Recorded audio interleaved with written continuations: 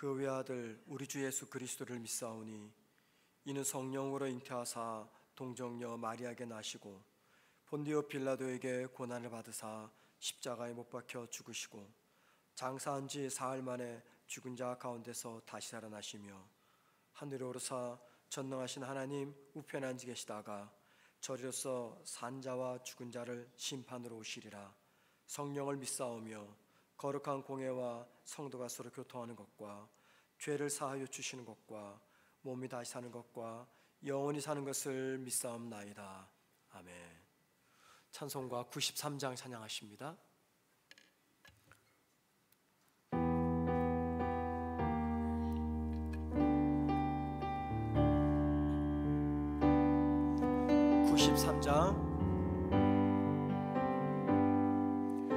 예수는 나의 힘이요 내 생명 되시니 구주 예수 떠나 살면 죄 중에 빠지리. 눈물이 앞을 가리고 내 맘에 근심 쌓일 때 위로하고 힘 주시리 주 예수. 예수는 나의 힘이요 내 친구 되시니 은혜를 간구하면 풍성히 받으리. 햇빛과 비를 주리니 주수할 공식마도다. 귀한 열매 주시느니 주 예수. 예수는 나의 힘이요 내 친구 되시니 그 명령을 준행하여 늘 충성하겠네.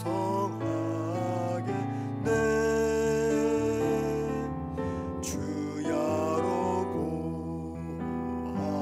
구하시며 바른 길 가게 하시니 의지하고 따라가리 주 예수. 예수는 나의 힘이요 내 소망 되시니 이 세상을 떠나갈 때 고영생 얻으리. 한없는 복을 주시고 영원한 기쁨 주시니 나의 생명 나의 기쁨 주 예수. 하나님 말씀 봅니다. 마가복음 13장 14절에서 27절입니다. 마가복음 13장 14절에서 27절까지 제가 혼자 읽도록 하겠습니다. 마가복음 13장 14절입니다. 멸망의 가증한 것이 서지 못한 곳에 선 것을 보거든 읽는 자는 깨달을진저 그때 유대에 있는 자들은 산으로 도망할지어다. 지붕 위에 있는 자는 내려가지도 말고 집에 있는 무엇을 가지러 들어가지도 말며 밭에 있는 자는 겉옷을 가지러 뒤로 돌이키지 말지어다. 그날에는 아이 벤 자들과 젖먹이는 자들에게 화가 있으리로다. 이 일이 겨울에 일어나지 않도록 기도하라. 이는 그 날들이 혼란의 날이 되겠음이라. 하나님께서 창조하신 시초부터 지금까지 이런 혼란이 없었고 후에도 없으리라. 만일 주께서 그 날들을 감하지 아니하셨더라면 모든 육체가 구원을 얻지 못할 것이거늘 자기가 택하신 자들을 위하여 그 날들을 감하셨느니라. 그때 어떤 사람이 너에게 말하되 보라 그리스도가 여기 있다, 보라 저기 있다 하여도 믿지 말라. 거짓 그리스도들과 거짓 선지자들이 일어나서 이적과 기사를 행하여 할 수만 있으면 택하신 자들을 미혹하려 하리라. 너희는 삼가라. 내가 모든 일을 너희에게 미리 말하였노니라.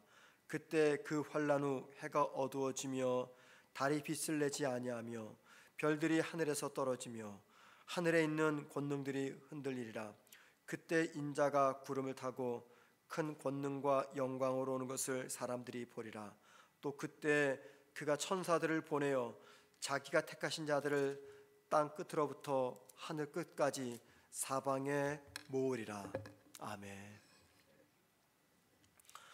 마가복음 13장 4절에서 제자들은 주님께 이런 질문합니다. 주님, 이 성전이 언제 망하겠습니까? 이 성전이 언제 무너지겠습니까? 물었습니다. 자, 그 질문을 들었던 주님은 이제 오늘 본문 14절에서 그때, 즉 성전이 무너질 때가 언제인지 이렇게 말합니다. 14절 말씀 보시면 멸망의 가증한 것이 서지 못할 곳에 설 때, 멸망의 가증한 것이 서지 못한 곳에 설 때, 그때 이 성전이 무너지겠다라고 말합니다. 여기 두 가지 질문이 제기됩니다. 첫째는 멸망의 가증한 것이 무엇인가? 두 번째는 서지 못할 곳에 설 때, 즉 서지 못할 곳, 거긴 어딘가라는 겁니다. 그런데 여러분, 주님의 14절 말씀은요, 오래전 다니엘이 예언한 말입니다. 다니엘서 12장 11절에 다니엘이 이렇게 예언을 했습니다. 들어보십시오. 매일 드리는 제사를 폐하며 그 다음에 멸망하게 할 가증한 것을 세울 때부터 1290일을 지낼 것이요. 멸망하게 가증할 것을 세울 때, 이스라엘 사람들은 다니엘의 이 예언을, 즉 멸망하게 할 가증한 것을 세울 때라는 이 예언이 다니엘이 예언하고 나서 360년 뒤인, 그러니까는 예수님의 때로 볼 때는 160년 전입니다. 다니엘이 예언하고서는 360년 뒤고 또 예수님 때 보면은 160년 전입니다. 360년 뒤, 주전 168년 시리아의 왕이었던 안티오쿠스를 통해서 성취가 되었다 믿습니다. 이게 무슨 말이냐면 이런 겁니다. 시리아의 왕이었던 안티오쿠스가 예수님 당시 168년 전 이스라엘을 침공합니다. 그리고 이스라엘을 정복하죠. 그리고 나서는 이스라엘 사람들이 가장 거룩하게 생각하는 이 성전에다가 그리스의 제우스 신상을 세우고 제단을 세웠습니다. 하나님만을 예비하는 이 성전에 안티오쿠스는 이 제우스 신상을 거기다 세웁니다. 그리고 이스라엘 사람들이 먹지 못하고 가장 혐오했던 돼지 피를 이 성전에 뿌립니다. 예수님 당시 이스라엘 사람들은 160년 전 이 안티오쿠스가 제우스 신을 성전에 세운 것, 이게 바로 500년 전 다니엘이 예언했던 멸망하게 할 가증한 것을 세웠다라는 예언이 성취된 거로 생각을 했습니다. 자, 그런데 예수님은 160년 전에 성취되었던 이 예언이 성전이 파괴되기 전, 성전이 무너지기 전 다시 한번 이 성전에서 이루어지게 될 것이다 라고 말하면서 바로 그때가 종말의 시작임을 알아야 된다라고 제자들에게 말씀하고 있습니다. 제자들은 주님께 이 성전이 언제 무너집니까? 라고 물었더니 우리 주님은 성전이 무너질 때가 곧 종말 재앙이 임할 때다 라고 말씀하셨습니다. 그리고 놀랍게도 예수님의 이 예언이 그로부터 40년 뒤인 주 70년에 성취가 됩니다. 주 70년 로마 장군이었던 티투스 장군이 로마 병사들을 끌고 이스라엘을 침공합니다. 왜냐하면 이스라엘이 로마의 지배하에 있었는데 이스라엘이 로마를 대항해서 독립전쟁을 벌였어요. 그러자 로마가 용서하지 않고 티투스 장군과 로마 병사를 앞세워서 독립전쟁을 벌였던 이스라엘을 공격합니다. 그때 티투스 장군은 로마 병사들과 함께 이 성전을 완전히 붕괴시킵니다. 그리고는 이 성전에서 가장 거룩한 곳, 지성소죠. 그 지성소에다가 로마 황제를 상징하는 깃발을 꼽아버립니다. 예수님은 제자들의 질문에 답을 하시면서, 즉 성전의 운명을 말씀하시면서 이렇게 말씀하셨죠. 멸망의 가증한 것이 서지 못할 곳에 세워질 때, 여기 멸망에 가증한 것이란 로마 황제를 상징하는 깃발입니다. 이게 왜 멸망에 가증한 것이냐면 당시 로마 황제는 신으로 숭배를 받았어요. 그러니까는 안티오쿠스는 제우스 신상을 세웠다면은 티투스 장군은 로마 황제, 신으로 숭배받는 로마 황제를 상징하는 깃발을 이 성전에다가 세웠던 거죠. 거기가 어디입니까? 서지 못할 곳, 거룩한 지성소입니다. 예수님은 이 성전의 운명을 말씀하시면서 멸망의 가증한 것이 서지 못할 곳에 세워질 때 어떻게 해야 되는지 몇 가지 당부 말씀을 하셨어요. 먼저 14절 말씀 보면 산으로 도망가라 라고 말했습니다. 이 말은 재앙을 피할 수 있는 곳이라면 어디든지 도망쳐라 그 말입니다. 15절 16절 보면은 지붕 위에 있는 사람들은 지붕 아래로 내려가지 말고 도피를 위해서 필요한 옷이나 물건들을 챙기기 위해서 집으로 들어가지 말라라고 말합니다. 이 말은 무슨 말이냐면 성전 멸망과 함께 다가오는 로마와의 이 전쟁이 얼마나 무서운지를 강조합니다. 세 번째 17절 말씀 보면 임신한 여인과 젖먹이는 자들에게는 화가 있다라고 말합니다. 그 이유는 임신한 여인과 아기를 젖먹이는 엄마들은 쉽게 신속하게 도망칠 수가 없기 때문이죠. 마지막 18절 말씀 보면 이런 일들이 겨울에 일어나지 않기로 해서 기도해라 라고 말합니다. 주님이 말씀하시는 겨울이란 이 비가 많이 오는 우기를 말합니다. 이스라엘은요 겨울에 비가 많이 옵니다. 자, 비가 많이 오면 이 물이 불어서 강을 건너기가 어렵죠. 즉 도망치기가 어렵습니다. 그래서 성전의 멸망이 겨울에 일어나지 않기를 위해서 기도해라 라고 말씀한 겁니다. 자, 마가복음을 기록한 마가는요 예수님이 하신 말씀을 읽고 듣는 청중들에게 이 종말에 대한 경각심을 심어주기 위해서 14절에서 이런 표현을 썼습니다. 읽는 자는 깨달을진저. 자, 읽는 자는 깨달을진저. 누가 읽습니까? 주님의 말을 듣는 제자들이 읽습니까? 아니죠. 그들은 듣는 겁니다. 후대 사람들, 저와 여러분을 말합니다. 우리가 이 말씀을 들을 때 깨달아라 라고 말합니다. 뭘 깨달아요? 이 종말의 때가 얼마나 무서운가 이걸 깨달아라. 다시 말하면 종말에 관한 예수님의 말씀은 제자들 뿐만이 아니라 이 말씀을 읽는 나에게도 주어진 주님의 말씀이다 그 뜻입니다. 여러분, 이 땅에는요 더 이상 성전은 존재하지 않습니다. 여기는 성전이 아닙니다. 우리가 흔히 기도 시간에 성전 구르는데 성전은 우리 예수님의 성전입니다. 그런데 예수님이 십자가에서 죽으셨잖아요. 예수님은요 성전을 허물어뜨렸어요. 더 이상 성전이 존재하지 않습니다. 이제 성전이 누구냐면 바울의 표현을 따르자면은 예수를 믿는 성도가 곧 성전입니다. 여기는 그냥 예배당이고 더 이상 성전은 존재하지 않습니다. 예수님께서 십자가의 죽으심으로 새로운 성전을 세웠는데 그게 바로 예수를 믿는 저와 여러분을 이야기합니다.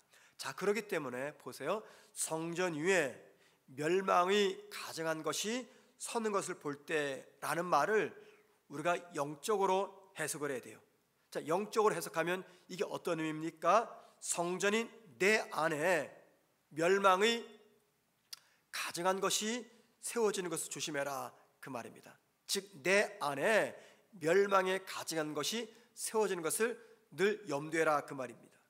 왜 그렇습니까? 멸망의 가증한 것이 내 마음에 세워져서 하나님 노릇할 때, 그때가 바로 내가 무너지는 때이기 때문입니다. 사탄은 쉴 새 없이 우리를 유혹하고 공격하죠. 그 유혹과 공격의 대상이 어디입니까? 우리 마음입니다. 왜냐하면 우리 마음을 빼앗으면 모든 것들을 빼앗을 수가 있기 때문입니다. 아무리 가치 있고 선하며 사랑할 만하여도 그것이 문화이든 취미이든 사람이든 물건이든 그 어떤 것들이라도 우리 마음에서 하나님을 밀어내고 내 마음의 중심에 서려고 하는 것, 이 모두가 다 멸망이 가증한 것들입니다.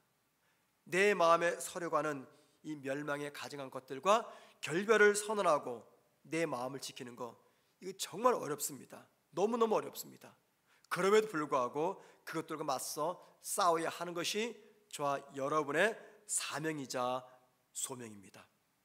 여러분, 왜 주님은 멸망에 가증한 것들이 내 마음에 서지 못하도록 당부하고 계시는 것입니까?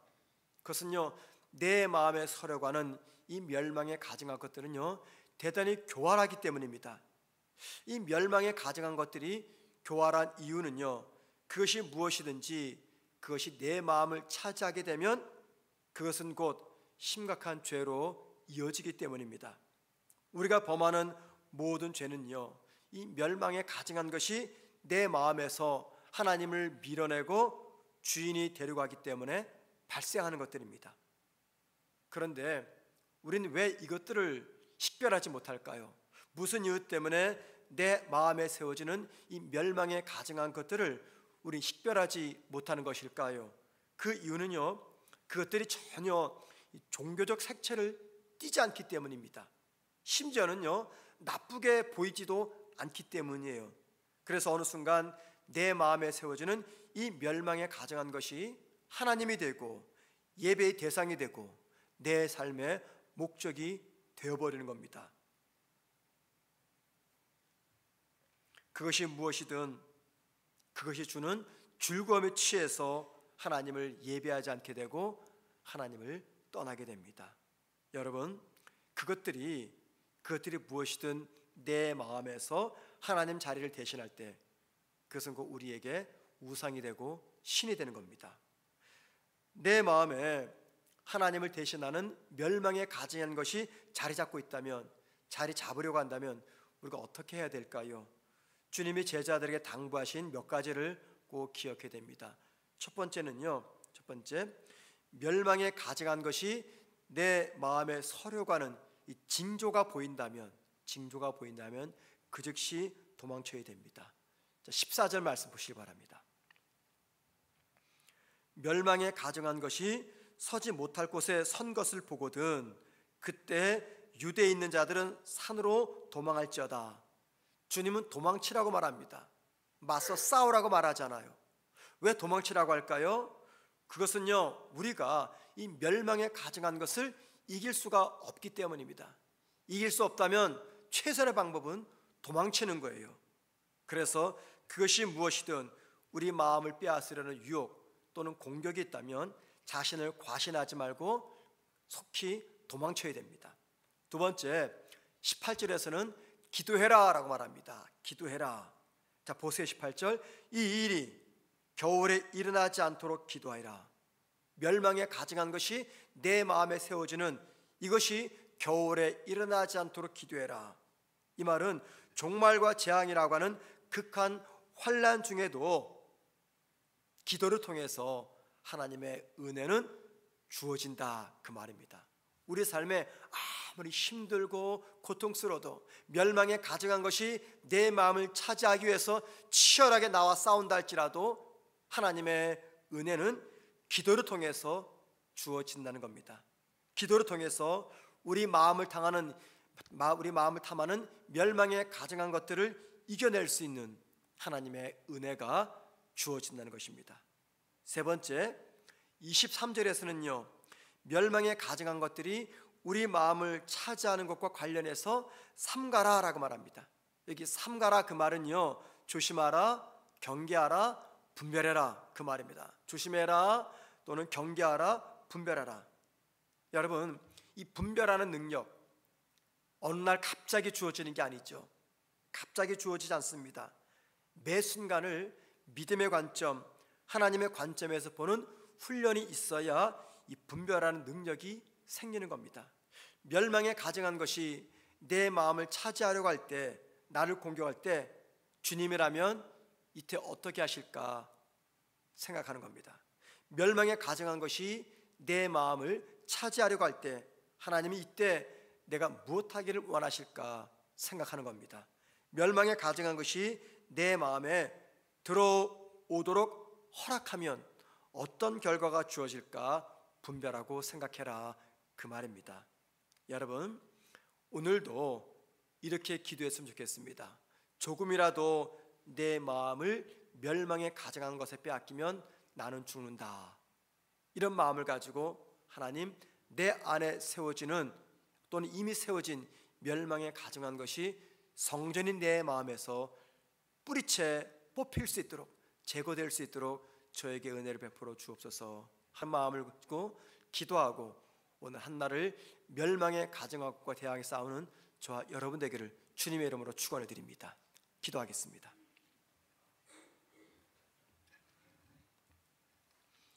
하나님, 오늘 하루도 우리가 주님 편에 서서 살 수 있도록 은혜를 베풀어 주옵소서. 오늘도 멸망에 가증한 것이 내 마음을 차지하지 않도록, 내 마음을 공격하더라도 내 마음에 자리 잡지 못하도록 하나님, 우리 모두에게 은혜를 베풀어 주옵소서. 기도를 통해서 하나님의 은혜 보좌 앞으로 나아갑니다.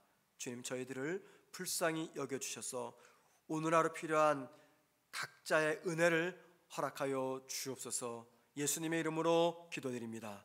아멘. 하늘에 계신 우리 아버지여, 이름이 거룩히 여김을 받으시오며 나라의 마옵시며 뜻이 하늘에서 이룬 것 같이 땅에서도 이루어지리다.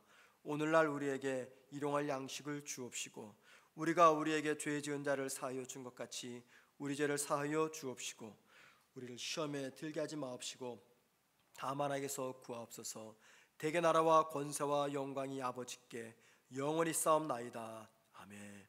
기도하시겠습니다. 기도하실 때 영적인 바른 분별력과 통찰력으로 내 마음을 차지하려는 사탄의 공격을 바로 인식하여 물리치게 하옵소서 기도하시고요. 두 번째 기도 제목입니다. 봄을 맞이하여 교회에서 진행하는 다양한 신앙 양육 프로그램을 통해서 성도들이 영적으로 성장하게 하옵소서 기도하시고, 세 번째, 수요 예배를 통해서 하나님의 은혜를 누리게 하옵소서. 말씀 전하실 우리 황 목사님을 성령께서 붙잡아 달라고 기도하신 다음에 자유롭게 개인 기도하시다가 돌아가시겠습니다. 기도하십니다.